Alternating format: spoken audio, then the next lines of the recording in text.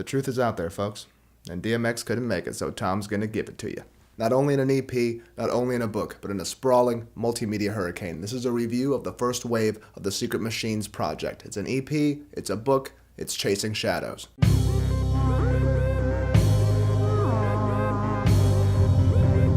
Now, being the first AVA release since The Dreamwalker, we come to this EP wondering where the sonic tug-of-war between Tom DeLonge and Elon Rubin was going to end up this time. There's 4 songs.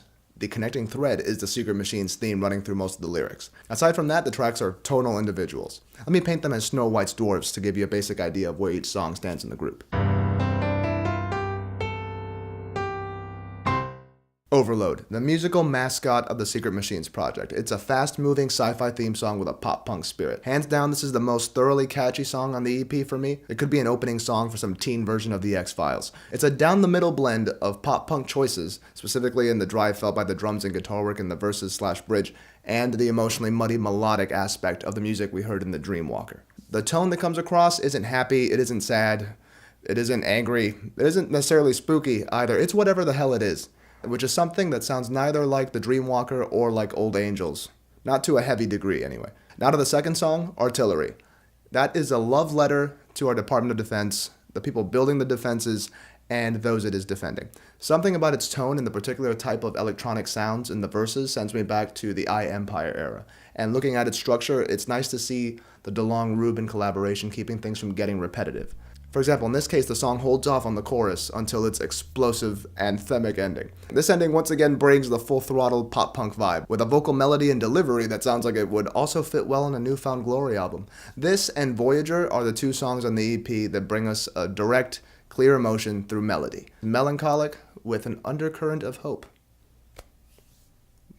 Take that however you will. Voyager has my favorite musical moment of the EP, and it's the pre-chorus of the song. I like it because emotionally it's a clear burst of happiness. That portion of the song is just a smooth ride. The verses sound like a sister piece to Bullets in the Wind, and then it kind of loses me in the chorus. I don't know if it's because I just love the pre-chorus bit so much that nothing after that feels like it deserves the headlining spot to being the song's chorus, but the point is I found the pre-chorus to chorus portion jarring for whatever reason.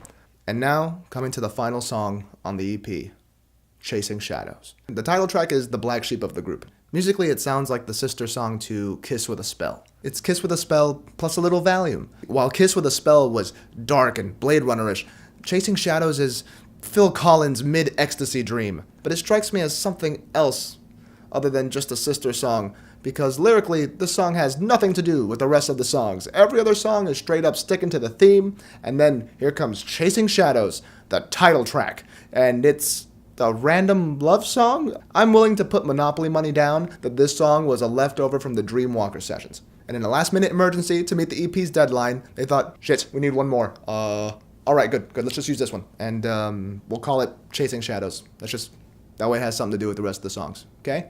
What do you want from me? Okay, there's not enough time. I might be wrong, but since I'll never know, I'm just gonna say I'm 100% right on this complete guess. I enjoyed a lot of the EP. The main upside to it is the variety. There's nothing but variety all the way through. Each song brings its own vibe. As a whole, the EP touches on musical aesthetics that span the entire discography of Angels and Airwaves. If this is Dreamwalker's sound and this is pre-Dreamwalker, I'd say the EP falls here. Just a little closer to the pre-Dreamwalker sensibilities. This EP for me is an odd case where I loved a lot of moments within songs rather than entire songs, which I'm sure I've said this before is fine, because that's bound to happen when musicians keep trying different approaches to songwriting. Now, I didn't walk away with a call to arms or a wolf pack this time around, but somebody else right now is thinking Overload is their favorite Angels song of all time, and that's great. In the end, I think this EP has too many great moments to be dismissed. But once again, the coolest thing about this for me is that it's not only an EP we're talking about here. There's also a book and the umbrella they're both under called Sekret Machines. Basically, this project/campaign is Tom DeLonge's roundabout way of telling us, you better brace that ass, because aliens aren't only real, but they're here. And we're playing with their toys. Now, I have to admit, I have no concrete experience to guide what I'm about to say. But I believe it. I'm drinking the Kool-Aid, folks, and one of the sips I've taken is buying this book. To give you a spoiler-free rundown of the book, we have a huge cast of main characters. We got Alan, we got Jennifer, we have Veronica Mars's adopted sister, Tamika, a small army of main characters. The book crosses timelines and hops back and forth between the different characters to tell this massive story. All the while, and this was Tom's goal, peppering your brain with true information about the history of our interactions with UFOs. in a fictional way. Yeah, that feeling you just had is what it feels like to read the book. I'm interested in hearing from people who got to enjoy it purely as a story, because this is a book that's going to have two different groups of people reading it. One will be the people that got to enjoy it as a tale, and two will be the people who are so curious and hungry for the allegedly true UFO details that they will not give a rat's ass about Jennifer's daddy issues. Just give me the damn space knowledge. You may be able to tell which group I'm in. Don't get me wrong, I read the book, every single sentence, and I did get into the story several times, but it was strictly when there was anything to do with UFOs or aliens. Outside of that, I irrationally felt annoyance at any attempts at character development. I wish that hadn't been the case, but I couldn't have entered this read with a more preconceived notion of what I wanted to read about, and that was the Achilles heel to my enjoyment of this as a story. It's nothing against the book or the author, it was just my brain went into this on a mission of gathering information, and this was the wrong thing to do that with. If you're mainly looking for information in this book, it's better that you wait for the next round of releases Tom's making, because Chasing Shadows is in murky water with the whole "there's truth in this fiction" idea. Because this alleged information is being delivered through a narrative, it left me constantly riding a wave of feeling exhilarated by what I was finding out, and then immediately going, yeah, but damn it, I'm not sure what part of what I just read was fact and what they took creative liberty on. The next round of things is going to have a documentary and I believe a regular nonfiction, pure information type book. So if you're looking for info, that would be the time to hop on this train. The coolest creative aspect of my Chasing Shadows experience is the interplay we see between this book and the EP. The book brought sharper meaning to the EP's lyrics, and the EP made me able to read the book while having its theme songs floating around in my head, which is awesome. I gotta say that I'm riding the same wave as Tom on this, in the sense that the most exciting thing about the project is, well, the UFOs and extraterrestrial possibilities. Not to take anything away from music and literature, but the idea that we're using alien technology, that aliens are not only a reality, but interacting with us and vice versa, that wins right now. I'm a little more excited to find out what's going on than I am about the next EP that's coming out. And that's really worrying, because as someone who lives primarily in the arts and wants to get their art out there to the glorious people of the world, a publicly known alien presence is the last thing I need. Even if they're peaceful, I lose. There's gonna be a spacecraft flying around, and I'm gonna be there like an idiot, playing my goddamn guitar on the street corner. Hey, you wanna buy my EP? People won't give a shit about anything but aliens. Kim Kardashian's gonna have to find out how to have sex with a Martian just to get on TV. I know one thing, though.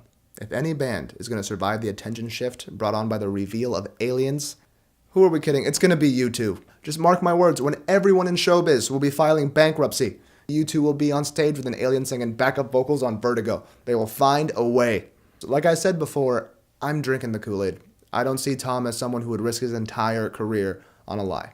I think if he's putting himself in this dangerous place of possibly being taken as a complete whack job, it's because he has some pretty badass cards up his sleeve. I don't think Tom DeLonge would risk getting everything he worked for and throwing it down the drain on a lie. I don't think he would do that. Which raises the question, why would Tom DeLonge say in an interview with Rolling Stone that he had spoken to Mark Hoppus 2 days ago when he hadn't spoken to Mark in a year and a half, according to Hoppus? Tom, this is not the time, man. You need to rein this in, okay? This is not the moment to start talking crazy. You have more than enough issues on that front. You have a huge backlog of Angels and Airwaves interviews where you're talking about Jesus and being the biggest band in the world. This is not the time. There will be time for random things being said in the press about your former band. Do not risk the credibility that you're working so hard to build right now with some random statement about Blink. Just rein it in, Tom, okay? Just keep it together. Just long enough for this project to reach fruition. And then you can just cut loose and say Travis is part of the Illuminati and whatever the hell you want to say. Just keep it together right now, man. You can do this. There will be links below to other interviews and things concerning Tom spreading his information about these now not so secret machines. These are exciting and, yes, strange times. I'm going to keep an eye out as we go to infinity and beyond. Hasta la bye-bye.